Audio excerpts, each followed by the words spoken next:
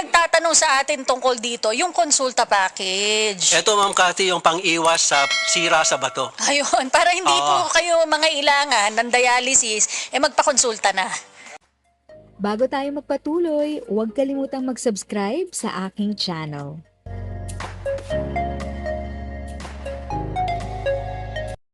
Thank you sa pag-click ng aking video. Good day po sa lahat ng mga nanonood. Sa mga bagong viewers at napadaan lang, by the way, I'm Tita Eda. Welcome to my channel. Ang channel na maghahatid sa iyo ng dagdag kaalaman tungkol sa government services, bagong mga balita at informative videos na galing sa legit na resources. Mag-subscribe na para updated ka. Marami nagtatanong sa atin tungkol dito, yung konsulta package. Ito, Ma'am Cathy, yung pang-iwas sa sira sa bato. Ayun, para hindi Oo. po kayo mga ilangan ng dialysis, magpakonsulta na. Tama, Ma'am Cathy. No? Napakahalaga ng ating topic ngayon kasi talagang tuloy-tuloy po yung pagpapabuti na ginagawa po ng PhilHealth para po lalong maramdaman natin yung ating mga benepisyo. At kasama na rito, Ma'am Cathy, yung ating pong konsulta package. Meron tayong dalawang good news, no, na i-emphasize dito sa ating discussion ngayong hapon. Ano nga ba yung mga pagbabagong isasagawa para sa konsulta? Ito na yung good news, no? Ma'am Cathy, ito na yung unang good news. Yung atin pong budget para po sa bawat pasyente na inilalaan po ng PhilHealth, no, para sa konsulta package ay itinaas na po ito ng ating PhilHealth Board, no. Kamakailan ay nagpasya po sila na magmula po sa 550 pesos per patient, no, per year. Ginawa na po itong 1,700 pesos per patient per year. So, napakalaki po nito at ito na ang ating gagamitin na budget per patient, no, para doon sa lahat ng mga kababayan natin na nakaregister po sa konsulta package natin. So, napakalaking aumento po niyan. Sipin nyo, 550 naging 1,700, no? Okay. So, makakaasa po tayo na sa pamamagitan po nito, marami po tayong mga konsulta providers na may engganyo pa na sumali sa PhilHealth, no? Kasi sa ngayon, mga 2,600 plus, no, na konsulta package providers ang meron tayo. Ang kailangan natin more than 5,000 para po matugunan natin yung buong population ng Pilipinas na 115 million. So nangangalahati na tayo. O sali pa yung mga konsulta providers dyan. Correct. So, syempre, isingit na natin yung ating panawagan na kung kayo po ay konsulta ready, no? At nakatalaga po kayo na tumulong po, no, para maging malusog yung ating mga kababayan, mag-apply na po kayo for accreditation, no, as a konsulta package provider. Ang second naman po na good news natin, Ma'am Cathy, is that inaprubahan na rin ng PhilHealth Board na isama po sa mga laboratorio na maaaring makuha ng libre under konsulta itong mammogram at yung Ayun. ultrasound, no? Marami nagtatanong yan sa atin Kasali ba yung mammogram? Kasali ba yung ultrasound? So ngayon, kasali na. Kasali, no? Kasali yan. So, ang good news is that, syempre, kaya natin sinama to sa konsulta at libre ito na ma-avail ng mga kababayan natin. Basta po, no? Basta. Kailangan nila at nirekomenda ng kanilang konsulta package provider, libre po itong ipapagawa po sa kanila. So ngayon, ang atin na lamang pong tinatrabaho ay yung mga providers, no, ay makipag-tie up na po sa mga laboratorio na nagkakaloob po ng mammogram at ng ultrasound. Yung ultrasound, yung breast, upper abdominal at pelvic ultrasound. So ngayon, yung mga konsulta package providers, naghahanap na po sila ng mga ka-tie up po nila. Okay. Para pag meron silang pasyente na talagang halimbawa merong presenting conditions o may predisposition sa breast cancer, ay maipagawa nila ng libre yun pong mammogram tsaka ultrasound. Halimbawa, si Juana de la Cruz, meron siyang nararamdaman, parang meron siyang bukol sa kanyang dibdib, gusto niyang patingnan. So, dapat humanap siya ng konsulta provider. Kaya nga, yung ating panawagan, patuloy na kampanya na magparehistro na po tayo sa isang konsulta package provider na malapit sa atin, nang sa gayon, masimulan na po natin ito pong pag-a-avail ng consultation. Wala pong bayad yon. Yung pong mga laboratorio at mga gamot, wala ring bayad. Basta po, kailangan ng pasyente at talagang nire-recommenda po ng konsulta provider. Hindi pwedeng yung referral para sa libreng mammogram ay manggagaling sa isang doktor na hindi galing sa konsulta provider. Correct, Ma'am Cathy. No? Talagang dito ay yung ating konsulta provider ang magsasabi kung talagang kailangan batay sa health condition ng pasyente niya. Ma'am, meron pang tatlo. Pangatlo kasi pala, tatlo pala itong Tatlo pala yung good news. So, una, yun nga, mas pinataas pa yung package para sa konsulta, yung halaga ng package. Pangalawa, libre ang mammogram at ultrasound. Yes. Basta galing sa isang konsulta provider yung referral. At yung pangatlo, Well, balikan ko lang ng konti yung 1,700 no, na capitation budget natin no, sa bawat pasyente. Ito ay for both public and private konsulta package providers na. So, dati kasi magkaiba pa yung sa public, magkaiba pa yung sa private. Ngayon, 1,700 na for both. pare-pareho na yan. And let's proceed to the next good news. Ay hindi na ho natin kailangan ng authorization transaction code bago po tayo makagamit ng serbisyo ng konsulta. Ang kailangan na lamang po, ready tayo to give our consent. Pag pumunta na tayo doon sa konsulta package provider natin, ready tayo to give consent o pagpayag na kunan tayo po ng larawan o litrato.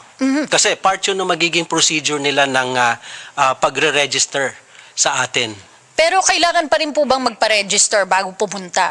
Tama po. No? Yun Iba pa yun. Iba pa yung registration dito sa authorization transaction code. Yung authorization transaction code, ito kasi yung ating sistema before na dapat ay kumuha muna nito tayo. Parang ito kasi yung appointment system. Parang may appointment. Pero kailangan mo pa rin magpa-register. Ngayon, hindi mo na kailangan magpa-appointment. Yes, oo. So, kailangan ay pwede na tayong dumiretso. Lamang ay ready tayo dapat na tayo ay magbigay ng consent sapagkat kukunan po tayo ng litrato kasi kasama yun doon sa magiging record nila. Okay, Sir Ray, bukod po dun sa mga nabanggit natin kanina, yung ultrasound, yung mammogram, consultation, ano-ano pa ba yung mga iba pang mga kalakip na serbisyo sa consulta package? Okay, syempre yung consultation. Ito yung talagang napakahalaga dito sapagkat with consultation, meron ng healthcare professional, doktor, no, natitingin po sa atin. Ang ina-address natin dito, Ma'am Cathy, yung pong mga nakakalungkot na balita sa mga nakaraan na meron daw tayong mga kababayan namamatay, hindi man lang nakakita raw ng doktor. Totoo yan. Ito na po ang tugon ng pamahalaan at ito po ang contribution ng PhilHealth para po ma-solve yung problema na yon. Magkano yung consultation, Ma'am Cathy? 1,000 rin. Oo, pero dito wala pong bayad yan. Ikalawa, syempre yung preventive health services at syempre gagabayan tayo ng ating konsulta provider na i-refer tayo sa espesyalista man o sa mas higher level facility depende sa ating pangangailangan. So, yan talaga ang role no ng mga konsulta package providers. Kaya dapat baguhin natin yung atin pong nakagawian na kapag ka merong situation, diretso agad sa ospital. So, pwedeng dumiretso muna sa consulta provider. Yun talaga ang design nito, Ma'am Cathy. Dapat ay talagang sa primary care provider muna tayo. Yun. Ganun yung sistema sa United States, di ba? Yes, Meron kang primary healthcare provider. Tapos sila yung, halimbawa, mukhang sakit sa bato yan. Sige, i-refer kita sa, sa espesyalista. Pati sa UK, ganyan din. Ano? Ganyan din. So, ang mahalaga dito is meron una na first point of contact. No? At depende sa pangangailangan ng pasyente, saka siya ngayon i-refer sa espesyalista o kaya sa higher level of facility. So, naiiwasan yung pagdiretso ng mga tao sa mga tertiary facilities no, na dapat ay siyempre tumutugon lang sa mga talagang mas complicated na mga conditions. Oo, pero kung emergency, pwede na rin dumiretso sa ospital naman. Wala namang makakapigil sa atin no, kasi Talaga, kung nandun na tayo malapit, 'di ba? Pero as a general rule, dapat ay doon muna tayo dumadaan sa consulta package provider natin bago tayo dumiretso sa ospital kung kailangan. Okay, at bukod dyan, Sir Ray, merong mga diagnostic exam at mga gamot bang sakop ang consulta package? Kasi iyan din ang medyo mabigat sa ating mga kapuso eh. Yes, kasama po ito sa ating package. No? It used to be 13 pero with the addition of mammogram and ultrasound, naging 15 na po yung diagnostic services no, na covered under consulta. So magbanggit lang tayo ng ilan. No? Halimbawa, complete blood count with platelet count, yung lipid profile, yung total cholesterol, HDL and LDL, cholesterol, triglycerides, fasting blood sugar. No? Para sa diabetes. Yes, oo, kasama din yan. Yung pong oral glucose tolerance test. Yan din, pan-diabetes din yan. Mhm. Ito, glycosylated hemoglobin. Sa dugo ito, no? Pang ano rin, hindi ko rin alam yan. HbA. Parang sa ano rin yan, hindi ako sure. Pero parang sa diabetes din. Itong number 6 creatinine, in particular, napag-usapan natin yung sa bato kanina, Oo. no? Oo, isa ito para malaman kung merong kidney issues, no? Yung ating pasyente. Chest x-ray, sputum microscopy para malaman kung meron tayong TB. TB. Oo. Oo. Electrocardiogram o ECG. Sa puso. Tapos yun nga, mammogram at yung ultrasound, breast, upper abdominal at pelvic ultrasound. Yung urinalysis kasama, yung pong pap smear, fecalysis at fecal occult blood test. 15 in all, no? Lahat ito. Ngayon, sa gamot naman, ang dami nito, Ang dami. Ma'am Cathy, Ilan ba to? no? Teka, mahaba yung listahan. 21. Pero tingnan natin, yung iba dito, antibiotic. Ano? Tama, no? Yung iba ay, okay. Merong, may steroids. Yes, may panghika. histamine, no? Mayroon ding paracetamol. Andito na ako, no? Ito simvastatin, no? Pang high blood yan. Pang high blood ito, oo. Itong gliclazide, metformin, Ayan, pang oo, diabetes. Diabetes, no? Enalapril, metoprolol, Itong losartan, pang ano, yung mga ulol, pang ano yan, pang blood, pang high blood. pang high blood, no? Aspirin, no? At hindi ko na mabasa tong isa, chlorpheniramine maleate, no? Hindi ko alam para sa yan.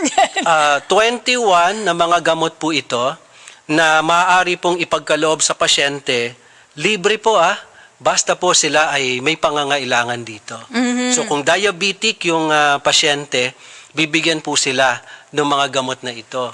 Buwan-buwan yan, pwede, libre. Well, nagtanong ako, no, paano ba yung frequency ng pagbibigay? So, I heard monthly, no? Pero syempre, depende yan sa usapan ng provider at ng pasyente. Okay. So, depende syempre, minamanage din yung supply, di ba? Para hindi mauubos, mabibigyan lahat. So, yan po, no? Ang dami nitong gamot at meron pa tayo in the future, yung PhilHealth gamot, mag-expand pa ito to 53 na mga gamot. Ayan. So, sana kasama dyan yung maintenance ko, ano? Sana, no? Sana. So, 53 na mga gamot at magkakaroon tayo ng parang ang concept ay voucher, no? Parang may allowance per year na ibibigay po, no, sa miyembrong mangangailangan po ng essential drugs na ito.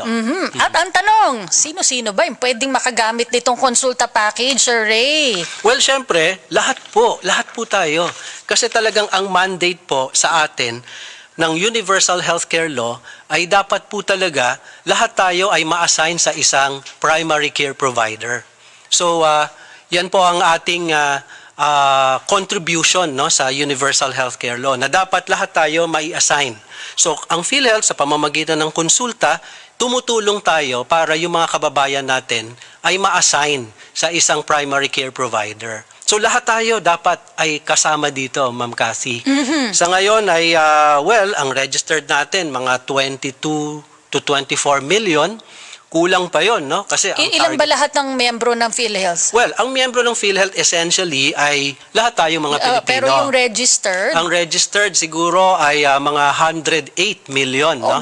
Kulang pa. Marami pa yung pwedeng magpa-register. Marami pa. Kaya nga ang panawagan uli natin ay magparehistro at kung registered na, mag-update. Kasi sigurado po, ang marami dyan yung mga anak na hindi na de-declare sa PhilHealth. Ang tanong, pwede po bang magpa-schedule ng konsulta ang tatay kong senior citizen? Ay, oo naman po, no? Pero sabi nga natin kanina, dati yung ating proseso na dapat nagsesecure muna ng authorization transaction code, no? Yung miyembro bago sila magpa-konsulta, wala na yon. So, ibig sabihin, anytime, pwede ho kayong pumunta sa inyong konsulta package provider. Wala namang masama. Kung alam nyo po yung telephone number nila, wala namang masama na tumawag muna para kayo po ay ma-expect po nila.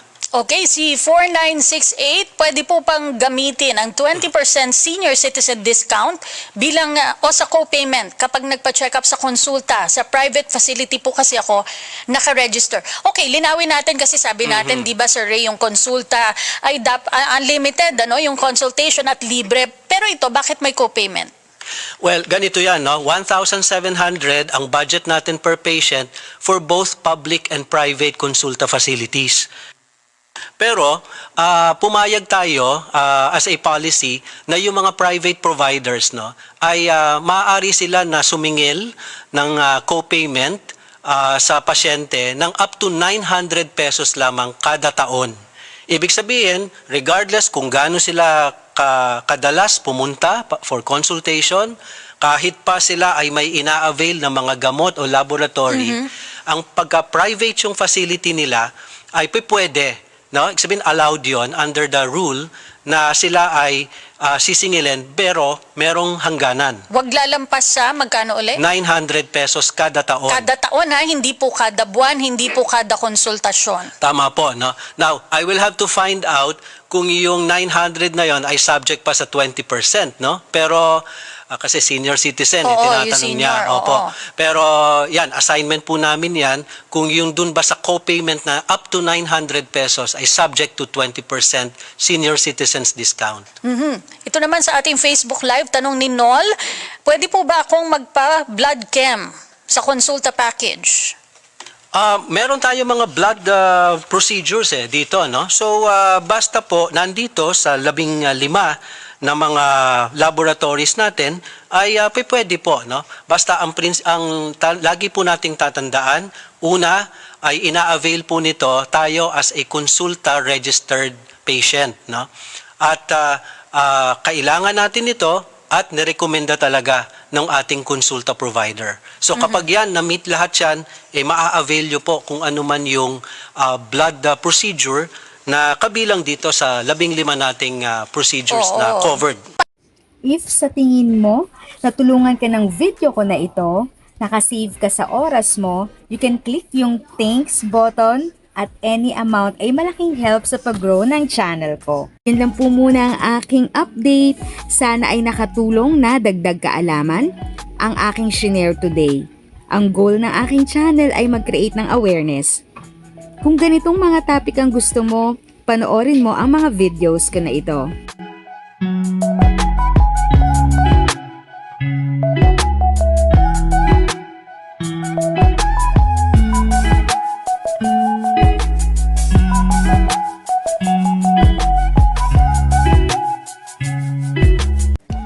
Thanks for watching! Kung may kapamilya, kaibigan o kakilala sa tingin mo ay magiging interesado sa video, please share or tag sila sa comment section.